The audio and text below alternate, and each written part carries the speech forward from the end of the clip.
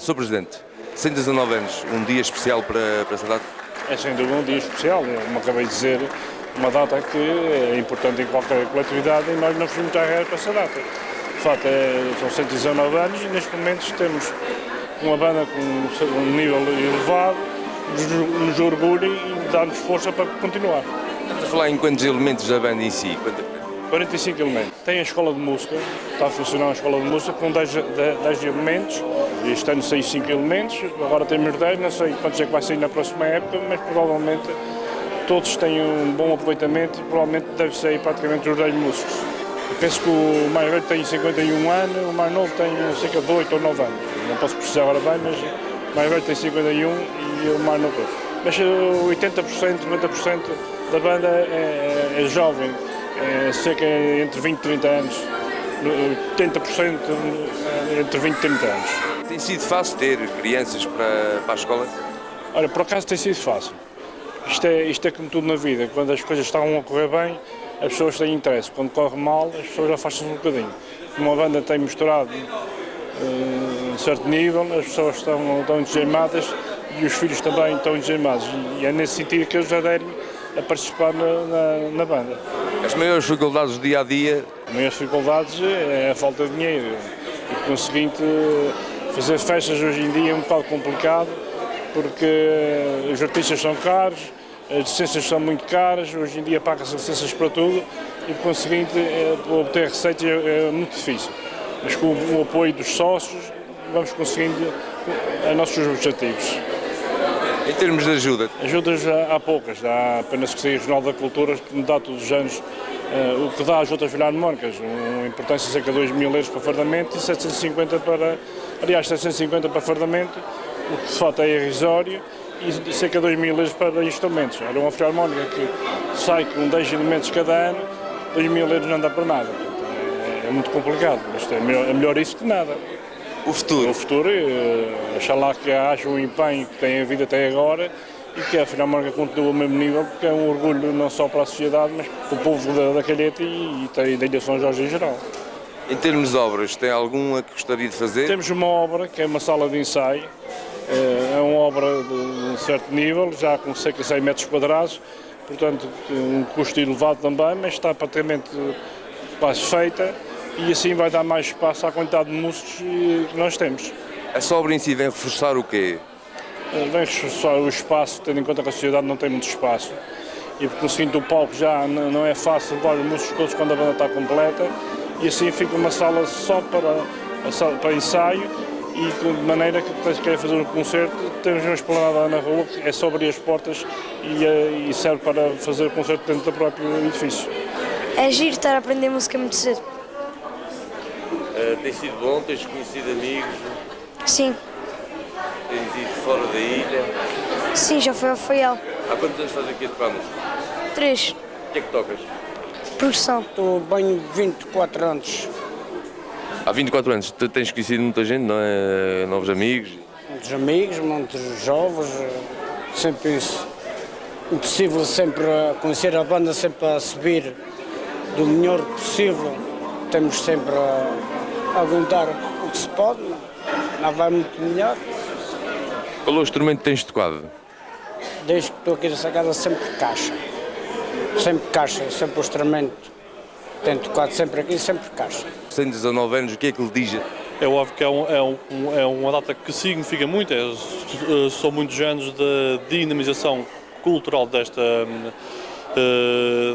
vila e é óbvio que traz também um peso grande para aqueles como nós que estamos agora cá, que temos que fazer com que quem fundou esta casa se sinta dignificado por todo o esforço que teve em pôr isto em pé.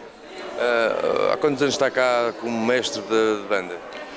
Eu tive num período de um ano entre 2000 e 2001, depois tive que sair para ir fazer os meus estudos e depois regressei no início de 2009 e estou desde aí até à data. Tem sido fácil o dia-a-dia?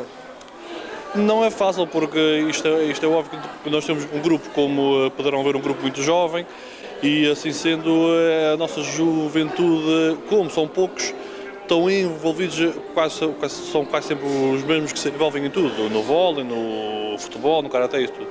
E torna-se por vezes difícil ter ensaios com muitos músicos para podermos também fazer algo de bom. A direção em si tem apoiado muito a banda, o PED? Sim. Nós temos tido muito aqui a parte da banda, também eu represento os músicos, temos tido muito apoio da parte deles. Também uma das minhas pretensões desde o início, quando vim para cá em 2009, era uma sala de ensaio. Felizmente essa obra aqui fora já está em pé, não está ainda tudo pronto, mas para lá vamos. E também é uma necessidade muito grande que nós temos e que a direção achou que era assim, então também fazer a sala de ensaio para nós termos melhores condições. Em termos de jovens, para a escola em si, é fácil de adquirir hoje em dia? Os últimos 2, 3 anos tem sido fácil porque também a banda, da forma que se apresenta, com o tipo de música que tem, que também cativa os jovens, faz com que também os mais jovens também queiram vir para a escola de música. E este ano começamos uma escola de música há cerca de 2, 3 semanas, julgo que são 7 alunos. E tenho outros 4 também que saíram este ano, o Espírito Santo, que também estão ainda em fase, já estão um pouco na banda mas estão ainda em fase da escola de música.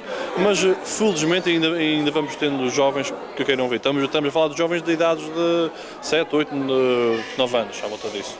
Em termos de música em si, de há 50 anos para cá, o que é que mudou, na sua opinião? Eu não posso falar muito disso porque também nunca ouvi muita há 50 anos atrás. Eu posso falar de agora, que isto agora tem surgido muitos novos compositores com uma nova visão do que é a música, com um novo tipo de arranjos, de trabalhar esses arranjos.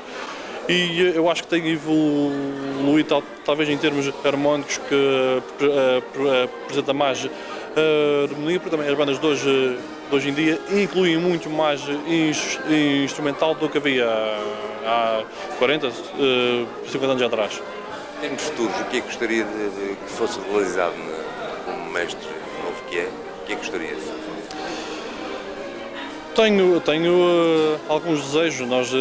É óbvio que agora a intenção para este futuro próximo é a gente continuar a ver se a banda cresce e tentar aos poucos ir introduzindo novos instrumentos que cá na ilha não existem. Isso é uma meta um pouco difícil, porque uma das grandes lacunas que nós cá temos é a formação, e assim sendo há alguns tipos de instrumentos que não há cá ninguém na ilha que ensine, mas nós também, eu em colaboração com a direção, temos conseguido trazer cá alguns formadores externos, músicos da banda da Força Aérea, da banda militar da zona aqui dos Açores, que também têm vindo a enriquecer os nossos jovens músicos. Em termos de concertos, para acabar, não é? O que é que tem para o ano? O que é que tem alguma viagem, algum projeto de concertos, alguma coisa nova que venha a trazer? Tem alguma coisa? Para já, a gente num futuro próximo, daqui a cerca de um mês, temos planeado um concerto de Natal, e em princípio isso vai ser em colaboração com um coro das velas e também com a banda. Para o ano que vem ainda não se falou nisso, mas tenta-se sempre arranjar alguma viagem, alguma saída da ilha, que também funciona como motivação para os nossos músicos, mas também, acima de tudo, acho que deve funcionar como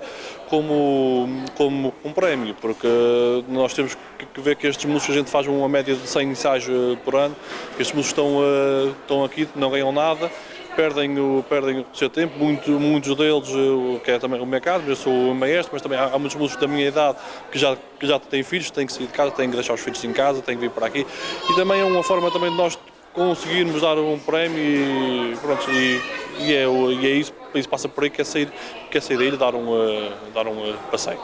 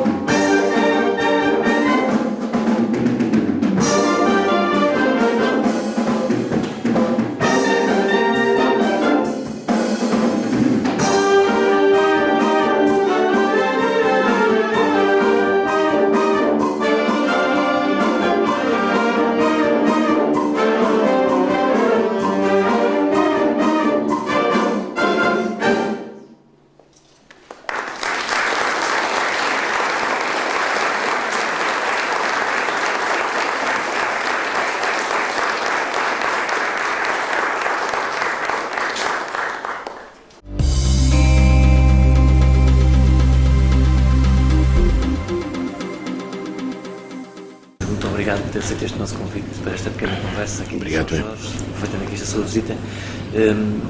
Voltando um bocadinho ao passado recente, como é que se sentiu quando o seu nome foi proposto para Presidente Honorário do PS Açores? Entendi isso como uma forma do partido expressar o seu reconhecimento pelo meu trabalho e senti-me evidentemente honrado com isso. São funções que não têm qualquer caráter executivo, são mesmo honoríficas, como o próprio nome diz, e o meu empenhamento também não diferia se essa não fosse a situação.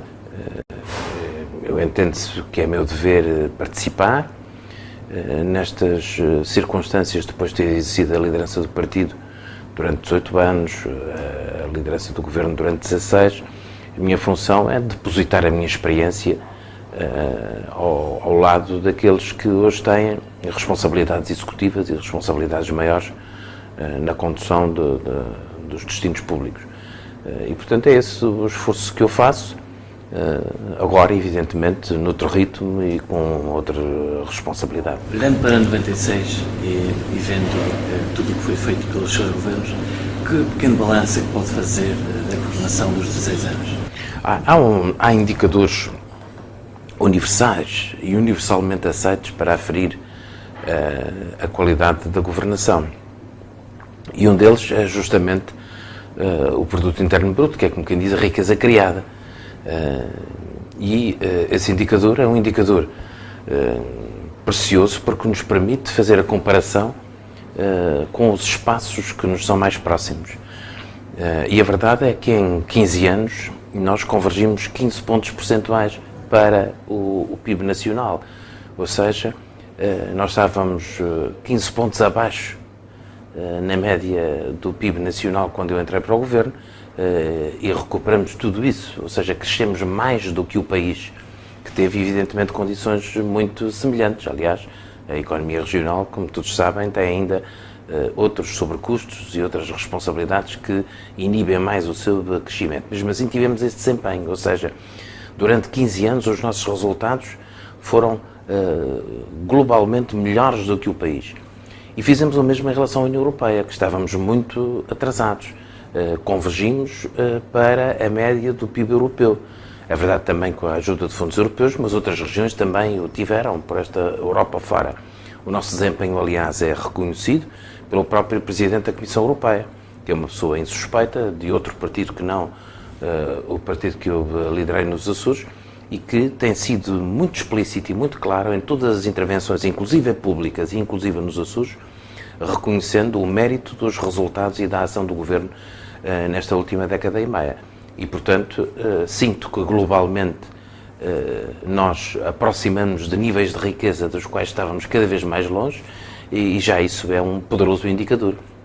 Evidentemente que nos setores essa convergência foi melhor, noutros não foi tão boa assim, noutros perdemos algumas vantagens comparativas, e nesta fase, evidentemente, nós não podemos fazer, digamos, o saldo deste período governativo, porque estamos a atravessar uma fase que espero que seja circunscrita e de pouco tempo, em que se desenha uma crise também no plano internacional, também no plano europeu. Apesar de haver certamente um recuo no PIB da região, ou seja, um recuo no nível de riqueza produzido e existente na região nesta fase de crise, não tenho dúvidas que pior ainda foi no contexto nacional, e, como se sabe, também houve um recuo que agora parece desenhar-se num plano de recuperação da própria situação económica europeia. Em relação aos seus governos, as decisões que tomou foram muitas. Quais são aquelas que lhe dão mais gosto de as ter tomado e implementado nos Açores? Eu acho que nós tínhamos graves problemas em 1996.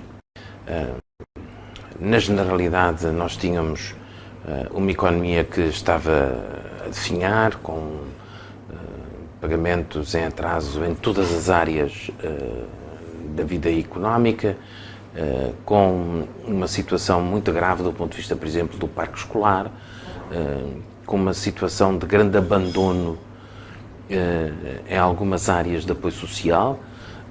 Eu recordo que em toda a região Nós não cobríamos mais do que meia centena de pessoas com deficiência. Ora, isso é uma situação terrível, se pensarmos quantas centenas de pessoas por esta região fora hoje são apoiadas e precisavam mesmo nessa altura do nosso apoio, porque não há agora mais pessoas com deficiência do que havia antes. O que há agora é apoio a essas pessoas que antes não havia, atenção a essas pessoas. Onde estava essa gente? Onde estavam escondidos? Portanto, houve um ciclo novo que foi necessário introduzir e numa situação praticamente de emergência. Na área social, na área educativa, na área económica e até no plano externo. Nós vivíamos numa situação de isolamento em relação às estruturas centrais, de conflito permanente com o então Ministro da República, com os representantes da República, que hoje têm esse cargo, num clima de conflito muito acentuado, que foi preciso recuperar a confiança do país nas experiências autonómicas e afirmar também os Açores no plano europeu. Ao longo da minha presidência, tive a oportunidade de liderar vários organismos europeus, graças ao prestígio que os Açores foram, entretanto, ganhando com a sua participação nesses organismos de cooperação interregional. Portanto, foi um período interessante, que agora tem este interregno, este parênteses, que eu espero que não seja muito longo, que tem origem, como se sabe, numa crise que se desenhou no plano internacional há 4, 5 anos, com a crise da banca, dos Lehman Brothers e das instituições financeiras, que contaminou no plano europeu, que lesou grandemente a economia europeia, mais do que a própria economia americana, o que mostra que havia uma falta de preparação da Europa e de resistência da economia europeia, e neste mundo em que nós vivemos, costuma-se dizer que quando alguém espirra a milhares de quilómetros de distância, nós podemos aqui ficar com uma gripe. Portanto, e assim é, porque as economias hoje em dia comunicam muito e, portanto, nós não podemos estar sozinhos no mundo. E quando entrei para o governo em 1996, porque a região era mais isolada, tinha uma economia mais circunscrita, não exportava, etc., nós tomávamos medidas que, mesmo assim, tinham logo um impacto imediato. Hoje isso não é assim. Hoje o nosso grau de integração na Europa, na economia internacional, em contextos mais vastos, o enquadramento de múltiplas diretivas e orientações obrigatórias externas do plano europeu, ou no plano nacional, ou no plano orçamental, já torna uma governação menos autónoma no sentido real da palavra, ou seja, nós dominamos menos aqui alguns instrumentos de governação e políticas de governação do que há anos atrás, porque também ganhamos os benefícios da globalização, da nossa integração em espaços mais vastos, da modernidade que isso nos trouxe e do progresso. Os Açores, como região ultraperiférica da Europa, acha que a sua autonomia ficou a ganhar com estes governos socialistas? Eu acho que sim, nós afirmamos muito isso, mas é preciso ter também em consideração o seguinte, quer dizer, com estes movimentos globalizadores, as autonomias têm outra expressão. Mas eu acho que os Açores ganharam mais autonomia do que o país independência, neste contexto europeu. E, portanto, as regiões que também adquiriram alguma força no plano europeu, os Açores, usando a sua autonomia, também adquiriram uma identidade própria mais forte, e hoje também, é bom que se diga, os Açores têm prestígio na Europa e no próprio país, ao contrário até do que acontece com a Madeira. Não é preciso não esquecer que nós temos uma dívida direta da ordem dos 10% do PIB, o país está com 130% do PIB. Apesar de nos Açores nós temos que sofrer as mesmas consequências dos que lá endividaram o país e nós não endividamos a esse nível a região. E, portanto, evidentemente temos dificuldades, como todas as regiões hoje têm, do ponto de vista financeiro, do ponto de vista de liquidez em determinados momentos, mas se o país ou a Europa tivessem a situação orçamental que nós temos, não tenho dúvidas que havia milhões de europeus mais felizes do que hoje são.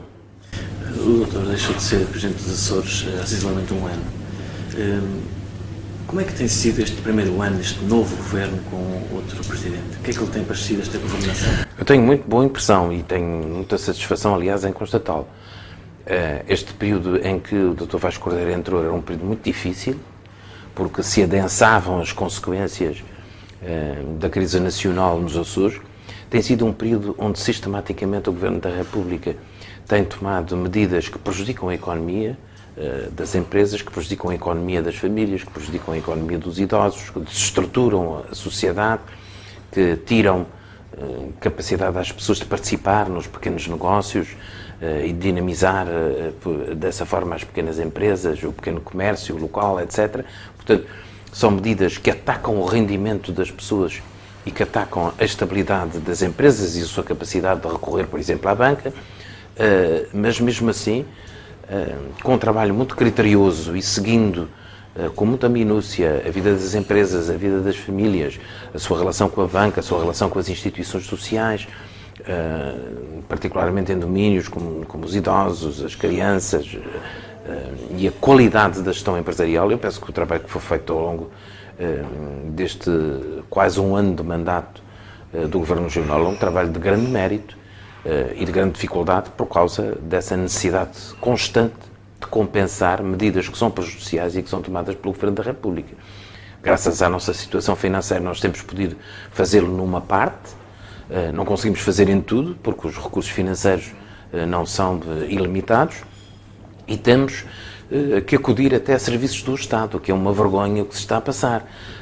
Somos nós que às vezes compramos computadores para os serviços de finanças, somos nós que prescindimos do valor das multas da PSP para ver se eles têm dinheiro para meter gasolina ou gasóleo nos carros para cumprir as suas missões, somos nós que temos que andar a pagar parte da Universidade dos Açores, somos nós que andamos a sustentar parte da RTP. Bom, isso são tudo coisas que o Governo da República não cumpre, devia fazer. E os nossos recursos não são infinitos, porque nós precisamos também apoiar os nossos agricultores, as nossas indústrias, o nosso comércio, exercer as nossas funções, acudir a essas famílias. Portanto, nós estamos a tocar em muitas teclas ao mesmo tempo, e eu acho que o Governo Regional, liderado pelo Dr. Vasco Cordeiro, tem feito um trabalho excepcional do ponto de vista de contenção desses prejuízos que têm sido infligidos à região. Falando um pouco da Ilha de São Jorge agora, São Jorge recebeu um grande investimento por parte dos governos socialistas aos quais presidiu. Há uma situação que afeta São Jorge em muito, que é a questão da agricultura. O doutor tinha um plano para consolidar este setor, reduzindo os custos, aumentando a produtividade. O que é que acha, na sua opinião, que está a falhar para continuar a haver os atrasos, o pagamento de leite, não haver a evolução que esperava? Eu penso que o que nós fizemos tinha que ser feito. Se nós não reestruturássemos o tecido industrial, hoje em dia não se exportava queijo de São Jorge. Isso é preciso tornar claro. Não havia condições de salubridade, não havia condições de eficiência industrial que nos desse capacidade e crédito no exterior para exportarmos. Hoje em dia já não se exporta qualquer coisa, de qualquer maneira. E o queijo de São Jorge, que é uma imagem de marca da região, um dos produtos de maior qualidade do ponto de vista da imagem da região, teria que fazer essa transformação. Mas nem todas as cooperativas estão na mesma situação. Há cooperativas que efetivamente não devem aos seus lavradores e que têm outra estrutura. Ainda há pouco tempo estive a verificar, por exemplo, as contas da Finisterra, que não têm essa situação. Portanto, eu acho que falta no nosso setor cooperativo, não só na Ilha de São Jorge, devo dizer-lhe, não só na Ilha de São Jorge, uma gestão profissional com competência que se exige hoje em determinadas áreas de produção e comercialização. Não há dúvida que nós precisamos de ter na região níveis de gestão profissionalizada que hoje não temos. E alguma firmeza do ponto de vista de gestão. Isto não pode ser feito como vem aquele que é nosso amigo, hoje não pagas, amanhã pagas, enfim, não, acabou, este tempo acabou. E, portanto, uma gestão profissionalizada, rigorosa, deve ser feita, independentemente do... Eu sei que o Governo Regional vai celebrar protocolos no âmbito do tratamento, do prosseguimento deste plano de reestruturação das cooperativas, mas a verdade é que, independentemente